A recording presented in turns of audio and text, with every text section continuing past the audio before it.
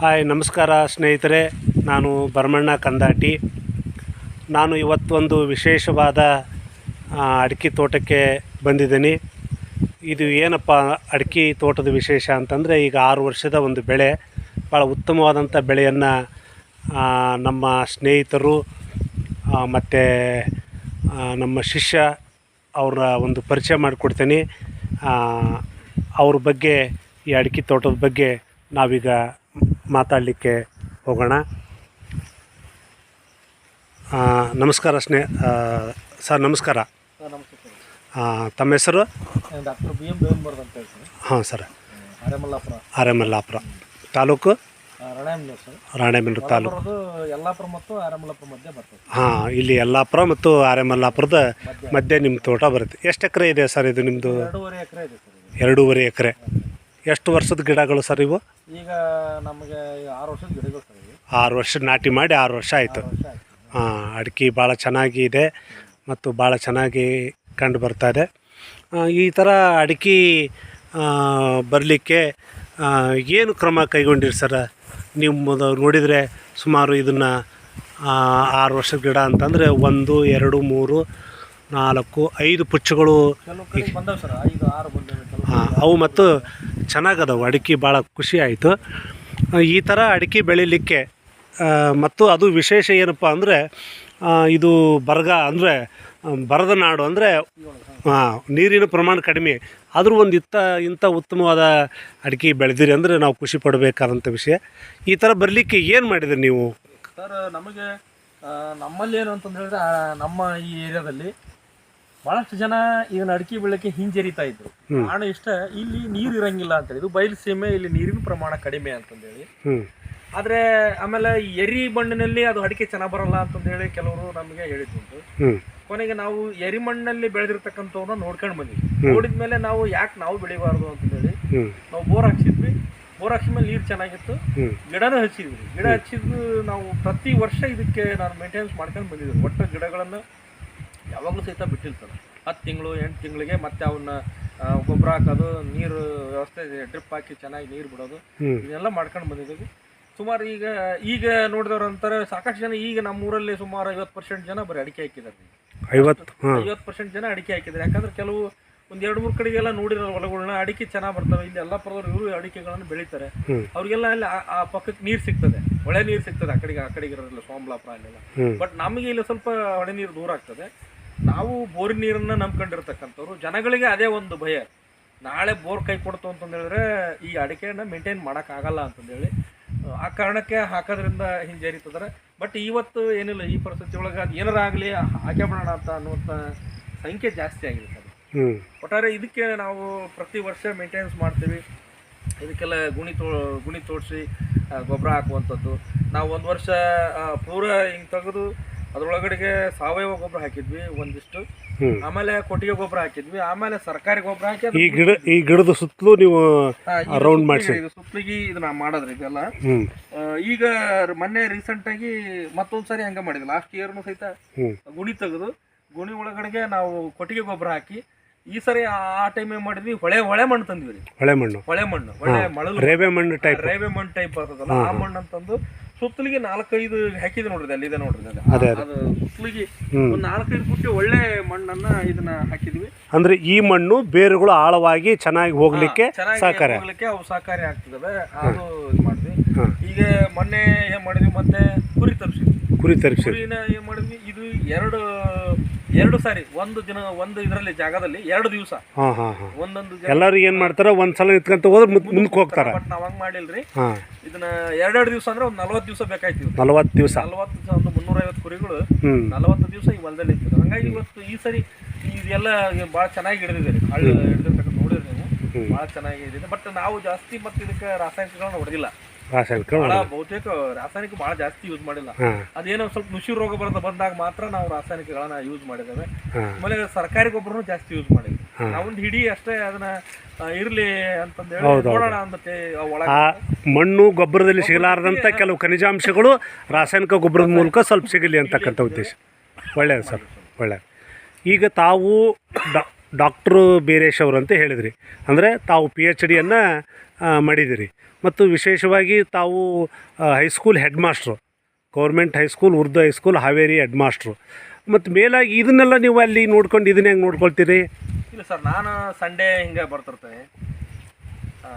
ನಿಮ್ಮ ತಮ್ಮ ಅಥವಾ ತಂದೆ ಅವ್ರು ಏನಾದರೂ ಇದಕ್ಕೆ ಸಹಾಯ ಮಾಡ್ತಾರ? ತಮ್ಮ ಇದಾರೆ, ಅವರೇ ಪೂರ್ಣ ನೋಡೋದ್ರಿ. ನಾವು ಅವ್ರಿಗೆ ಗೈಡ್ ಮಾಡ್ತೀವಿ. ಗೈಡ್ ಮಾಡೋದು.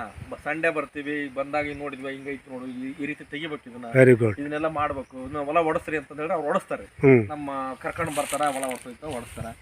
ಆಮೇಲೆ ಇಲ್ಲೆಲ್ಲ ನಮ್ಮ ಒಂದ್ 2 ದನ ಮಾಡ್ಕೊಂಡದಾರ, ಇಲ್ಲೇ ಇರ್ತಾರ ಅವರು. ಇಲ್ಲೇ ಹುಲ್ಲು ತಗೊಳ್ಳೋದು, ಹುಲ್ಲು ಒಯ್ಯೋದು, ಇಲ್ಲಿ ನೋಡ್ಕೊಂತ ಇರೋದು. ಇಲ್ಲೇ ಸ್ವಲ್ಪ ಸಣ್ಣ ಪುಟ್ಟ ಕೆಲಸಗಳು ಬಂದಾಗ ಇಲ್ಲಿ ಮಾಡೋದು, ಟ್ರಿಪ್ಗಳನ್ನು ಚೇಂಜ್ ಮಾಡೋದು, ನೀರು ಬಿಡೋದು ಎಲ್ಲ ಅವ್ರು ಮಾಡ್ತಾರೆ. ನಾವು ಏನಿಲ್ಲ, ಗೈಡ್ ಮಾಡೋದು. ನಮ್ಗೆ ಅವ್ರಿಗೆ ಏನ್ ಬೇಕು, ಹೊರಗಿಂದ ಏನ್ ಬೇಕೋ ಅದನ್ನೆಲ್ಲ ತಂದು ಕೊಡೋ ವ್ಯವಸ್ಥೆ. Very good. ಇದಕ್ಕೆಲ್ಲ ನಾವು ಕುರಿ ಗೊಬ್ಬರನು ಸಹಿತ ಕೊಂಡಿದ್ದೇವೆ. ಈ ಸೋಮಲಾಪುರ, ರಾಸನಕಟ್ಟಿ ಸುತ್ತಮುತ್ತಲು ಎಲ್ಲ ಸಿಕ್ಕಾಗೆಲ್ಲ ನಾವು ಇದು ಮಾಡಿದ್ದೇವೆ. ನೆಕ್ಸ್ಟ್ ಟೈಮ್ ಇದಕ್ಕೆ ಮತ್ತೆ ಬೇರೆ ತರ ಗೊಬ್ಬರ ಅಂದ್ರೆ ಕೋಳಿ ಗೊಬ್ಬರ ಕೊಡ್ಬೇಕು ಅಂತ ಹೇಳಿ ತಲೆಗೈತಿ. ಬೇರೆ ಬೇರೆ ತರದ್ದು ಇದಕ್ಕೆ ಆಹಾರಗಳನ್ನ ನೋಡೋಣ, ಒಂದು ಪ್ರಯೋಗ, ಒಳ್ಳೆ ಉತ್ತಮವಾಗಿ ಬೆಳಿಬೇಕು ಅಂತ. ಉತ್ತಮ ಬೆಳಿಲಿಕ್ಕೆ ಏನ್ ಸಾಧ್ಯತೆಗಳು ಅದೊಂದು ಪ್ರಯೋಗ ಮಾಡಿ ನೋಡೋಣ ಅಂತಂದೇಳಿ. ಇಲ್ಲಿ ಒಂದು ವಿಶೇಷತೆ ಏನು ಅಂತಂದ್ರೆ, ಕಲ್ತಿರ್ತಕ್ಕಂಥ ತಾವು, ನೌಕರಿ ಮಾಡ್ತಕ್ಕಂಥ ತಾವು, ಮನೆಯಾಗ ಕಲಿದೇ ಇರತಕ್ಕಂಥ ಅಣ್ಣ ತಮ್ಮಂದಿರಿಗೆ ಸಹಾಯ ಮಾಡಿದ್ದೇ ಆದರೆ ಒಂದು ಕೃಷಿಯೊಳಗೆ ಉತ್ತಮವಾದಂಥ ಒಂದು ಪ್ರಗತಿಯನ್ನು ಸಾಧಿಸ್ಬೋದು ಅಂತಕ್ಕಂಥದ್ದು. ಹಿಂಗೆ ಸಪೋರ್ಟಿವ್ ಆಗಿ, ನಾವು ಅವ್ರಿಗೆ ಸಪೋರ್ಟಿವ್ ಆಗಿ, ಅವ್ರು ನಮಗೆ ಸಪೋರ್ಟಿವ್ ಆಗಿ, ಹಿಂಗೆ ಕೋಆರ್ಡಿನೇಷನ್ ಮೇಲೆ ಹೋದ್ರೆ ಇಲ್ಲಿ ಮಾಡ್ಬೋದು ಅಂತಂದೇಳಿ. ಈಗ ನಾವು ಅದ್ರಾಗ ಏನ್ ಬರುತ್ತೆ ಬಿಡ, ನಾಳೆ ಏನು ಅದ್ರಾಗ ಅಂತಂದೇಳಿ ಯೋಚನೆ ಮಾಡಿದ್ರೆ ನಿಜವಾಗ್ಲೂ ಇಂಥದ್ದೊಂದು ಬೆಳಿಲಿಕ್ಕೆ ಸಾಧ್ಯ ಆಗ್ತಿರ್ಲಿ. ಖಂಡಿತ ಸರ್. ಆಮೇಲೆ ಇದರಿಂದ ಈ ವರ್ಷ ಎಷ್ಟು ಹಣವನ್ನು ನೀವು ನಿರೀಕ್ಷೆ ಮಾಡ್ತೀರಿ ಈ ವರ್ಷದ? ನಾವು ಲಾಸ್ಟ್ ಟೈಮು ನೋಡಿ ಸರ್, 1 ಲಕ್ಷ ರೂಪಾಯಿದ್ದು ಇದಾಗಿದೆ ಕಳೆದ ವರ್ಷ. ಈ ವರ್ಷ ನಮಗೆ ಜಾಸ್ತಿ ಸಿಕ್ಕಿದೆ, ನಮ್ಮ ನಿರೀಕ್ಷೆ ಮೀರಿ ಬಂದಿದೆ. ಯಾಕಂದ್ರೆ ನಾವು ಕುರಿ ತರಿಸಿದ್ವಿ, ಅದ್ರ ಹಿಂದೆ ಮಳಲ್ ಇದನ್ನ ಮಿಕ್ಸರ್ ಮಣ್ಣು ಹಾಕ್ಸಿದ್ವಿ. ಅಲ್ಲ, ನೀವು ಕಸು ಮಾಡಿದಿರಿ, ಕರೆಕ್ಟ್, ಓಕೆ. ಈ ವರ್ಷ ನೀವು ಆದಾಯವನ್ನ ಆದಾಯವನ್ನ ನಾವು ಸ್ವಲ್ಪ ಜಾಸ್ತಿ ಇಟ್ಟಿದ್ದೇವೆ. ಎಷ್ಟು ಜಾಸ್ತಿ? 5 ಲಕ್ಷ ರೂಪಾಯಿ ಟಾರ್ಗೆಟ್ ಇಟ್ಟಿದ್ದೀವಿ. 4ರಿಂದ 2 ಎಕರೆ ಇದೆ, ನೋಡೋದು ಆಮೇಲೆ ನೋಡಿ. ಅದು ಇದೆ, ಇವತ್ತಿನ ದಿವಸ 55,000 ರೂಪಾಯಿ ಒಂದು ಕ್ವಿಂಟಲ್ ಅಡಿಕೆ ಬಾಳ್ತಾ ಇದೆ. ಮತ್ತು 2.5 ಎಕರೆಕ್ಕೆ ಸುಮಾರು 5ರಿಂದ 6 ಲಕ್ಷ ರೂಪಾಯಿ ಸರಳವಾಗಿ ಬರ್ತಕ್ಕಂಥದ್ದು. ಈಗ ಸ್ಟಾರ್ಟ್ ಸರ್ ಇದು. ಈಗ ಇನ್ನು ನವೆಂಬರ್ ವರೆಗಿನೂ ಇದಕ್ಕಿನ್ನೂ ಅವಕಾಶಗಳು ಇದಾವಲ್ಲ, ಹಂಗಾಗಿ ಇನ್ನೂ ಜಾಸ್ತಿ ಇದಾಗ್ತದೆ ಇದು. ಈಗೆಲ್ಲ ಇನ್ನು ಹೂಗಳಿದಾವು, ಆ ಹೂಗಳೆಲ್ಲ ಮತ್ತೆ ಇನ್ನು ಹೆಚ್ಚಾದಾಗ ಮತ್ತೆ ಮಾರ್ಕೆಟ್ ಚೆನ್ನಾಗಿ ಸಿಗ್ತದೆ ಅಂತ ನಮ್ಮ ಭಾವನೆ. ಒಳ್ಳೆ ರೇಟ್ ಸಿಗ್ಬೋದು ಅಂತಂದು ಹೇಳಿ ಇದೆ. ಅಂದರೆ ನೀವು ಖರ್ಚು ಮಾಡಿದ್ದು ಒಂದು 50,000ರಿಂದ 60,000 ರೂಪಾಯಿ ಖರ್ಚು ಮಾಡಿರ್ಬೋದಾ? 1 ಲಕ್ಷ ರೂಪಾಯಿವರೆಗೆ ಖರ್ಚು 1 ಲಕ್ಷ ರೂಪಾಯಿ ನೀವು ಖರ್ಚು ಮಾಡಿದ್ರು 2.5 ಎಕರೆಗೆ ಕುರಿ ತರಲಿಕ್ಕೆ ನಾವು ಖರ್ಚು ಮಾಡಿದ್ದೇವೆ 40,000. ಈ ಮಣ್ಣು ತರಲಿಕ್ಕೆ ಒಂದು 25,000 ರೂಪಾಯಿ ಖರ್ಚು ಮಾಡಿದ್ದೇವೆ. ಸರಿ. ಮತ್ತೆ ಆಳುಗಳು ಅದನ್ನೆಲ್ಲ ಹಾಕೋದು ಅಂತಂದ್ರೆ 1 ಲಕ್ಷದ ಮಟ್ಟಲ್ಲಿ ಹೋಗಿದೆ ಸರ್. ನೀವು ಕನಿಷ್ಠ 5 ಲಕ್ಷ ರೂಪಾಯಿಗೆ ನೀವು ಇದು ಆದಾಯ ಬಂದರೂ 1 ಲಕ್ಷ ರೂಪಾಯಿ ಖರ್ಚು ತೆಗೆದ್ರು 4 ಲಕ್ಷ ರೂಪಾಯಿ ನೀವು ಲಾಭ ಪಡಿಬಹುದು. 4 ಲಕ್ಷ ಅಂತಂದ್ರೆ 2.5 ಎಕರೆಗೆ ಸುಮಾರು 1.5 ಲಕ್ಷ ಕನಿಷ್ಠ ಅಂದ್ರೂ ಬರ್ತೈತಿ.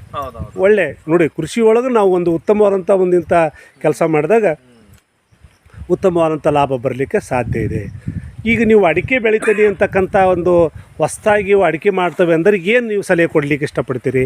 ನಾವು ಹೇಳೋದಿಷ್ಟೇ ಸರ್, ಈಗ ನಾವು ಅಡಿಕೆ ಬೆಳೆದ ಮೇಲೆ, ಹಾಕಿದ ಮೇಲೆ ಅದನ್ನ ಕಾಳಜಿ ಮಾಡ್ಬೇಕು. ನಾವು ನಾವೇನ್ ಮಾಡ್ತೀವಿ, ಈಗ ಡ್ರಿಪ್ಸ್ ಹಾಕ್ತಿವಿ, ಬಿಟ್ಟು ಹೋಗ್ಬಿಡ್ತೀವಿ. ನಮ್ಮವೇ ಎಷ್ಟೋ ಡ್ರಿಪ್ಗಳು ನಾನು ನೋಡಿದಾಗ ಮಣ್ಣಲ್ಲಿ ಸಿಕ್ಕೊಂಡು ನೀರು ಬರ್ದಂಗೆ ನಾವು ಹಂಗೆ ಇರುವಂತದ್ದನ್ನು ಸಹಿತ ನೋಡಿದ್ದೇವೆ. ಪ್ರತಿ ಗಿಡಕ್ಕೂ ನೀರು ಹೋಗ್ತದೆ ಇಲ್ವೋ, ಪ್ರತಿ ಗಿಡಕ್ಕೂ ನಾವು ಗೊಬ್ಬರ ಕೊಟ್ಟಿದ್ದೇವೆ ಇಲ್ವೋ, ಪ್ರತಿ ಗಿಡ ಚೆನ್ನಾಗಿ ಹೆಂಗ್ ಆಗ್ತಾ ಇದೆ. ಈಗ ಕೆಲವೊಂದಿಷ್ಟು ಸುಳಿ ಬಂದ ಗಿಡಗಳು ಕಡ್ದು ಬಿಟ್ಟಿದೀವಿ, ಕೆಲವ್ರು ಸಲಹೆ ತಗೊಂಡು, ದೊಡ್ಡವ್ರ ಸಲಹೆ ತಗೊಂಡು ಕಡ್ದು ಬಿಟ್ಟಿದೀವಿ. ಅಂದ್ರೆ ಅವು ಅದರಿಂದ ನಾಷ್ಟ ಬೇರೆ ಗಿಡಗಳಿಗೆ ಆಗ್ತದೆ ಅನ್ನುವಂಥದ್ದನ್ನ ಅರಿತು ಅದಕ್ಕೇನ್ ಮಾಡ್ಬೇಕು ಅದನ್ನ ಮಾಡುವಂಥದ್ದು ಈ ರೀತಿ ಮಾಡಿದ್ರೆ. ಆಮೇಲೆ ನಾವು ಇನ್ನೂ ವಿಶೇಷ ಅಂತ ಹೇಳಿದ್ರೆ, ನಾವು ಇದರಲ್ಲಿ ಬಾಳಿ ಬೆಳೆದಿಲ್ಲ, ವಿಚಾರ ಹೇಳಲೇಬೇಕು. ಬಾಳಿಯನ್ನ ಬೆಳಿಲಿಲ್ಲ. ಬಾಳಿ ಯಾಕೆ ಬೆಳಿಲಿಲ್ಲ ಅಂತ ಹೇಳಿದ್ರೆ, ನೋಡಿದ್ ಬೇರೆ ಕಡೆಗೆಲ್ಲ ನೋಡಿದ್ರೆ ಗಿಡಗಳು ನಮಗೆ ಇವು ಸಣ್ಣವಾಗು, ಬಾಳಿ ದೊಡ್ಡದಾಗೋದು. ಆ ಕಾರಣಕ್ಕೆ ನಮ್ಗೆ ಏನು, ಈ ಗಿಡ ನೋಡ್ತೀರಿ ನೀವು, 5 ವರ್ಷದ 6 ವರ್ಷದ ಗಿಡ ಯಾರು ನಂಬಂಗೆ ಇಲ್ಲ, ಅಷ್ಟು ದೊಡ್ಡ ಎತ್ತರಕ್ಕೆ ಬೆಳೆದವು. ಇಲ್ಲೇ ಮುಂದೆ ಹೋದ್ವಿ ಅಂತಂದ್ರೆ ಸುಮಾರು 20-25 ಅಡಿ ತನಕ ಗಿಡಗಳು ಬೆಳೆದಿದೆ. ಬಾಳೆಗಳನ್ನ ಬೆಳಿಲಿಲ್ಲ ನಾವು, ಬಾಳೆಗೆ ಸುದ್ದಿನ ಹೋಗ್ಲಿಲ್ಲ. ಹಾಗಾಗಿ ಸ್ವಲ್ಪ ಏನ್ ಕಸು ಇತ್ತೋ ಇದಕ್ಕೆ ಬಿಟ್ಟು ನಾವು ಬೇರೆ ಬೆಳೆಗಳನ್ನ ಅಷ್ಟೊಂದು ಇದಕ್ಕೆ ಬೆಳೆದಿಲ್ಲ. ಆಲ್ಟರ್ನೇಟ್ ಬೆಳೆಗಳನ್ನ ಬೆಳೆದಿಲ್ಲ. ಯಾವ್ದಕ್ ಬೆಳೆದಿವಿ ಅಂತ ಹೇಳಿದ್ರೆ, ಪೂರ್ತಿ ಪೋಷಕಾಂಶಗಳು ಅಡಿಕೆಗೆ ಹೋಗೋ ಹಾಗೆ ವ್ಯವಸ್ಥೆ ಮಾಡಿ. ಒಂದು ಎರಡನೇದು, ನಾವು ಸುಮ್ಮನೆ ಇದಕ್ಕೆ ನೆಳ್ಳಾಗ್ಲಿ ಅನ್ನೋ ಕಾರಣಕ್ಕೆ ಒಂದಿಷ್ಟು ಒಂದ್ಸಾರಿ ಜೋಳ ಬೆಳೆದ್ವಿ, ಒಂದ್ಸಾರಿ ಅಲಸಂದಿ ಹಾಕಿದ್ವಿ, ಒಂದ್ಸಲ ತೊಗರಿ ಹಾಕಿದ್ವಿ. ಈ ತರ ಗೊಬ್ಬರನ ಹಾಕ್ಬೇಕು, ಅದು ಪ್ಲಸ್ ಗಿಡಗಳಿಗೆ ಒಂದ್ ಸ್ವಲ್ಪ ನೆರಳು ಬರ್ಬೇಕು. ಆ ತರಕ್ಕ ನಾವು ಆ ತರದ ಯೋಚನೆ ಮಾಡಿದ್ವಿ, ಲಾಭದ ಯೋಚನೆ ಮಾಡಿಲ್ಲ. ಈಗ ಇನ್ನು ಮೇಲೆ ಇದಕ್ಕೆ ಲಾಭದ ಬಗ್ಗೆ ನಾವು ಯೋಚನೆ ಮಾಡ್ತೀವಿ, ಯಾರಿಗೆ ಕೊಟ್ರೆ ಚೆನ್ನಾಗಿ, ಯಾರಿಗೆ ಕೊಟ್ರೆ ಲಾಭ ಆಗುತ್ತೆ, ಮತ್ತೆ ಉಳಿಸ್ಕೊಂಡು ಹೋಗೋದು ಹೆಂಗೆ ಅನ್ನೋದ್ರ ಬಗ್ಗೆ ನಾವು ಯೋಚನೆ ಮಾಡ್ತೀವಿ. ನೀವೊಬ್ಬ ಶಿಕ್ಷಕರಾಗಿ, ಒಬ್ಬ ರೈತರ ಆಗಿ ಈ ಒಂದು ವ್ಯವಸಾಯದ ಬಗ್ಗೆ ಶಿಕ್ಷಣ ಇಲಾಖೆಯೊಳಗೆ ಅಥವಾ ಶಿಕ್ಷಣ ಕ್ಷೇತ್ರದೊಳಗೆ ಏನಾದರೂ ಅನ್ವಯ ಮಾಡ್ಬೋದಾ?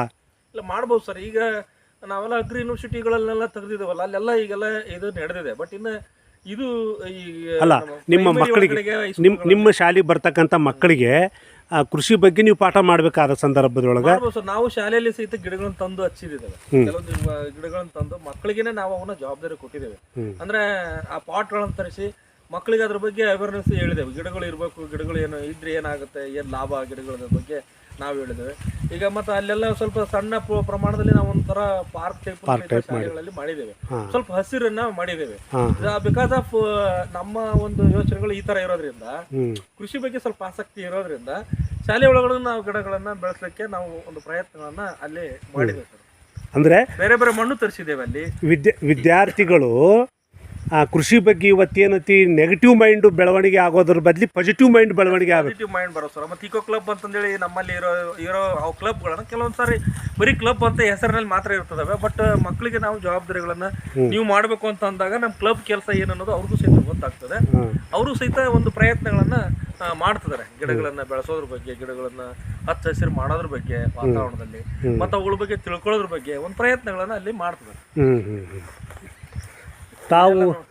ತಾವು ಒಂದು ಸಂತೋಷ, ಇಲ್ಲಿ ಇಂಟ್ರ್ಯೂ ಮಾಡ್ತಕ್ಕಂಥ ನಾನು ನಿಮಗೆ ಗುರುಗಳು ಹೌದು, ನೀನು ನನ್ನ ಶಿಷ್ಯ.